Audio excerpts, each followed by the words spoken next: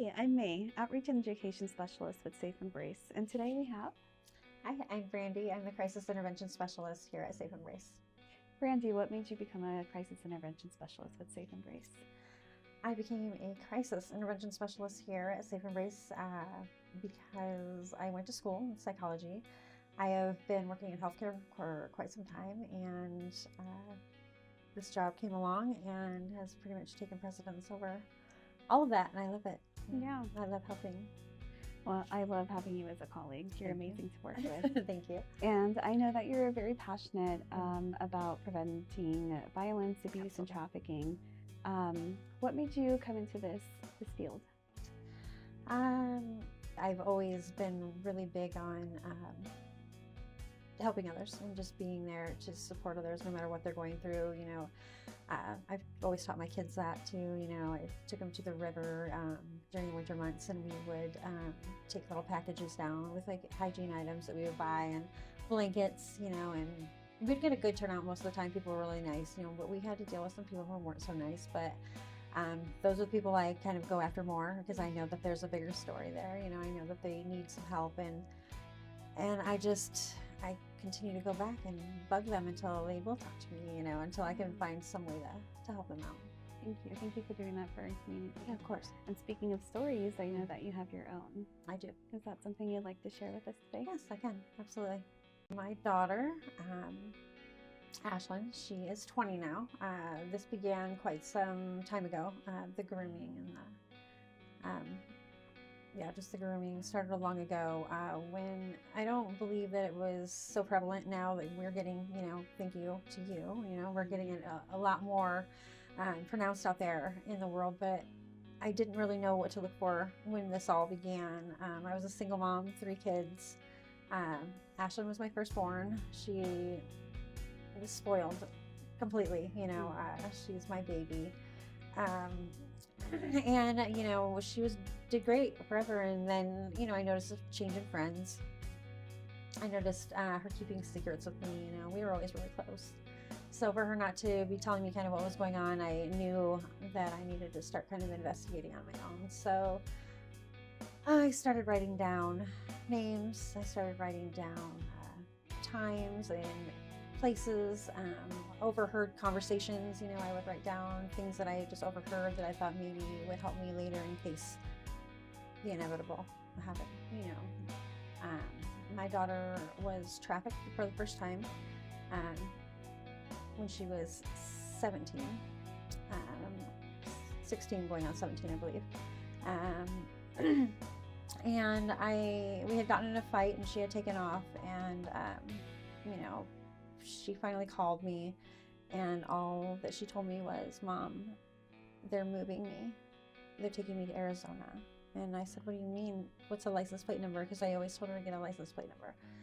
She didn't have that information. She didn't even know what kind of car she was in. She said, "I'm in a blue car," and the phone hung up. And my heart dropped. I thought, oh my God, this is it. It's go time. And I'm so unprepared. Who do you call, when this happens? What the hell do you do? Mm-hmm. I just knew that I needed to take action and take it fast, because this is my baby, So I called RPD first. They couldn't do much. They didn't know what to tell me. She was leaving state. So they didn't have much information for me. I sat there. It was turning dark. I just remember the exact way the sky looked. I remember everything about that day. I called Arizona State Police, talked to them, and they were wonderful in helping me, get everything kind of. He's like, "Okay, if you get any more information, let us know, and I said, "Absolutely." So I got off the phone, and I thought, I need a map. Get me a map. Somebody get me a map. Mm-hmm. So a girlfriend of mine got me a map. I laid it out on the table, and I thought, if I was leaving and I was going from LA and I was going to Arizona, what road would I take? And I'm like, okay, this looks like the best road.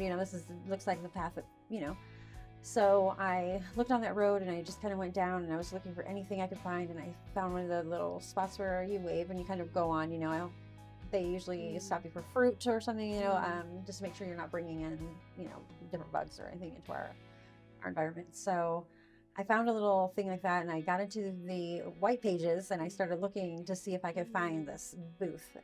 And lo and behold, I did. They have a phone number. So I called the number.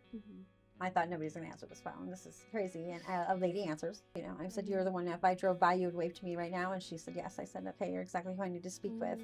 I've been in contact with the police. There is a blue car that will be driving with a male. And my daughter is a young white blonde that will be in the backseat.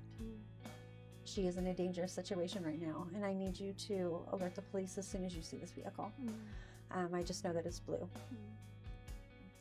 She agreed to do that. I asked her if she could call me, back, or have the police call me after she spoke with them. It felt like forever and ever, and I was just wanting to call back, but I didn't want to bother anyone. So I called the police, and as I was on the phone with a detective there, he actually got the phone call that they had just passed through that exact area, which a rest stop was coming up soon, which, scared me. I was scared to death, and I said, "Well, what do we do? What happens now?" I was scared to death, and I said, "Well, what do we do? What happens now?" And he said, "Well, we're going to go and we're going to try to head them off. We're going to try to catch them." So they left. They went to try to catch them off, but apparently he turned off not too far from there, and they were unable to find them. They ended up at a hotel, and Ashlyn called me again, and she said, "Mommy, he walked out for a minute. He's not in here." And I said, "Oh my God, get the fuck out of there. Run right now, get out." And she's like, "Just run." And I said, "Get into an Uber and anything, a cab. I don't care what it is. Get into something, get into a ride, and get to the airport right now, now." And she was like, "I'm scared." And I was like, "I'm scared too, but we got this. You've got to run. You got to get out of there." And she's like, "Okay, I'll call you when I get there." And I was like, "Okay." And so I just remember sitting there in tears, just thinking, oh my God, all I could picture was, him out there waiting to grab her back and be like, "Where are you going?" And it was so scary. Well, she made it. She got to the airport, and the police set up a perimeter around the airport so that if he tried to find her and came there, he would be arrested immediately. So they guarded the airport, and I was able to purchase the ticket and get her flown home. Wow. So it was wonderful, but when she got off the plane, it didn't look like my daughter. She looked really skinny, like she wasn't eating at all. God only knows what drugs she had done while she was gone. She just didn't look herself. She was exhausted, and she didn't want to talk about anything, and I didn't push, although I wanted to find every single aspect out. I wanted to get on that plane, and I wanted to fly my ass right back there, and I wanted to get him. I wanted to get him myself. The police started an active investigation at that time. He did end up getting arrested. It took quite a while, months. I think it was about 8 months. They were doing a long investigation, and he explained to me that it wasn't just him that they were after, because he is just a workhorse in a way bigger scheme of things. This is when I started finding out about sex trafficking and human trafficking alone, and how things work and what they do. So I learned that they had taken Ashlyn, shopping. She had said a friend had taken her shopping before all this, and I thought, well, what friend takes you shopping and just buys you that expensive shoes? Like, why would they just give you their money? That's not making sense to me. But I was like, whatever, who knows, and so I just kind of brushed it up aside at the time. And when the police were explaining it to me, it really started to dawn on me the things that I just kind of brushed off were all signs of trafficking. I just didn't know it, which is so scary. Being a parent, you have a million things you worry about every day, but I never worried about those kind of little things because we were close. So I didn't think that anything like that would happen. I didn't know about that. So, it's in our backyard. It's right there, and nobody thinks it's going to happen to them. I would have never thought in a million years. You know, Ashlyn was a cheerleader. She was pretty. She was popular. She's always been sassy. You know, she's a sass, and she has always tried to push me, you know, to doing whatever she wanted. But, you know, I was all over her usually, you know, like, where are you going? What are you doing? You know, like really, really on her. So, you know, that's what I urge people most is, you know, if you see these things, if you see a change, always look into it. Something's going on, you know. If your child is your best friend, like my daughter was my baby, she was my buddy, you know, she's always been with me, you know. So when things started to change, the red light went off in my head, you know. So with their investigation, I did give them names, you know, and I said, I don't know if these even mean anything. I don't even know if they have anything to do with this, but these are the people that have been around at this time during the whole time. And they looked into it, and a couple of people did get arrested and get in trouble for their play in it. But what they explained to me was the female that had taken her shopping and took her to LA for the first time, and took her to San Francisco and all the places that I couldn't take her because I was busy single mom, you know. They were actually grooming her. They were actually making it seem like this was so wonderful, you know, and she gets these new things and she gets to drive these fancy cars and all this stuff. This is what they do. They groom, and they make it so that they trick them into thinking that this is how it is, you know. So that was the first time. About a year or so after that, Ashlyn was talking on the phone one day, and she was 17, almost 18. You know, she was about to turn 18. She was still at home, of course. She really didn't have much plans for the world, you know, although I went over it, you know, till I was blue in the face. But, you know, I figured she just needed some more time, you know. She's just more worried about shopping, and, you know, and she is a little spoiled, too spoiled. I probably shouldn't have spoiled her the way I did, you know, because I just made her think that she didn't have to worry about anything ever, you know, because I would take care of it. So she was on the phone when I came downstairs, and I was like, who are you on the phone with? You know, and she's like, don't worry about it. And I was like, oh, okay, well, I am worried about it. You know, who is that? You know, is that a boy? You know, and she's like, Mom, I talk to boys all the time. Stop. You know, and I was like, okay, whatever. So I went back upstairs, and then I climbed down a couple stairs, and I just sat there and listening to see what was going on. And this is when the gentleman that is in her life right now came into play. This was her boyfriend. I met him. Seemed like a good kid. I've asked him lots of questions like, who are your parents? You know, where are you from? You know, and he just didn't have a lot of answers for me. Really, he had no answers for me. You know, I'm like, you don't have parents? Like, where are your parents? You know, and he's like, they died. You know, and I'm like, you don't have any siblings? You know, so he didn't give me much information about himself, and I was really concerned because I was like, And how old is he?